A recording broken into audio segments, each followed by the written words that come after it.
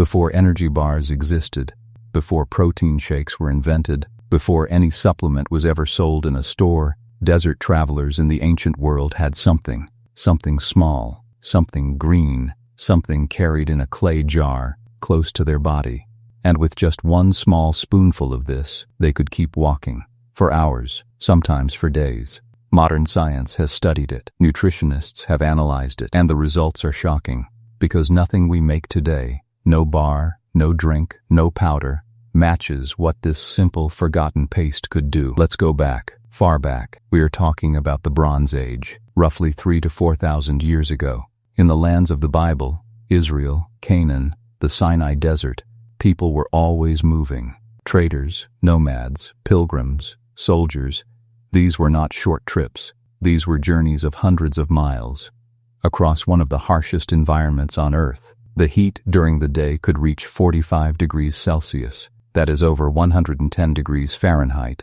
At night, freezing cold. There were no restaurants along the way, no convenience stores, no refrigerators. So what did these people eat? How did they survive? How did a man walk 20 miles a day in brutal desert heat and still have energy left when he arrived? The answer was not magic. It was not luck. It was knowledge. Ancient knowledge about food that we have almost completely forgotten. The pistachio tree. It grows naturally across the Middle East, in Israel, in Turkey, in Iran, in Afghanistan. It does not need much water. It survives in rocky, dry soil, and it produces one of the most nutrient-dense foods ever discovered. The Bible itself mentions pistachios. In Genesis chapter 43, Jacob tells his sons to bring pistachios as a gift to Egypt. This was not just any food. This was a gift worthy of a ruler. But here is what most people do not know.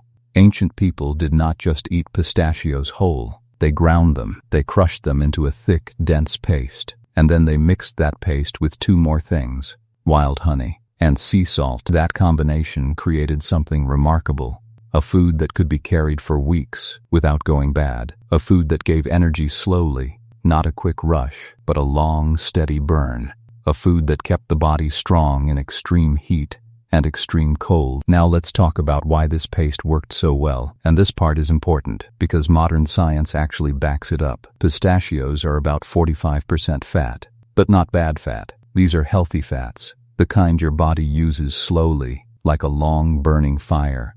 When you eat sugar, like from a candy bar or a processed snack, your body burns it fast. You get energy quickly, but then it drops. You crash. You feel tired again. Pistachios work differently. The fat in pistachios gives your body fuel that lasts for hours. No spike, no crash, just steady energy. Exactly what a desert traveler needed. Now add the wild honey. Honey gave fast, natural energy right away.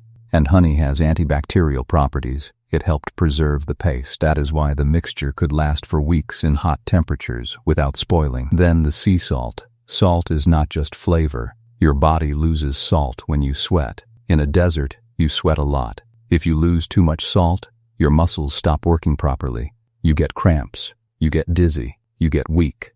The salt in this paste replaced what the desert took away. This was not accidental. These people figured out, through generations of experience, exactly what the human body needs to survive and keep moving. How they made it so. How was this paste actually made? It was simple. Completely simple. No machines, no electricity, no special equipment, just a stone and time. First, the pistachios were dried in the sun. Drying made them last longer. It also made them easier to grind. Then they were placed in a stone mortar, a heavy bowl made from rock, and ground slowly by hand. The grinding took patience. The result was a thick, rough paste. Green, oily, rich. Then wild honey was added, just enough to bind everything together. Then a pinch of sea salt. The whole mixture was worked together until it became one dense, smooth food. It was then packed into a small clay jar, sealed with a piece of cloth or animal skin, and placed in a traveler's bag. One small jar, enough fuel for several days on the road.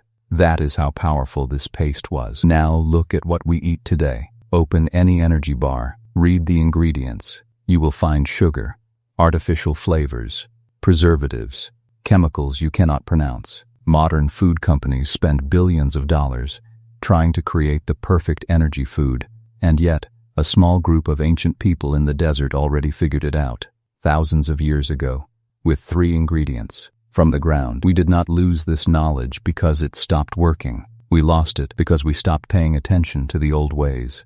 We chose convenience over wisdom.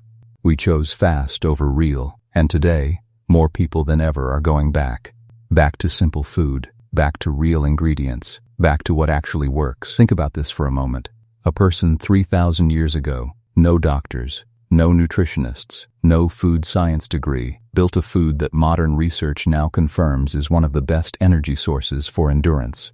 They did not need a laboratory. They had something we often underestimate. They had deep observation. They watched what the body needed. They listened to nature, and they created something that lasted. The next time you reach for a packaged snack, think about what your body actually needs. Not a quick spike, not an artificial boost, but something real, something slow, something that actually fuels you for the long road ahead. The ancient travelers knew this. Maybe it is time we remembered it too. If this piece of lost history surprised you, there are more stories like this one. Forgotten foods, ancient wisdom, real knowledge buried under thousands of years of time. We explore them here, one story at a time. So if that sounds like something you want to keep watching, you know what to do.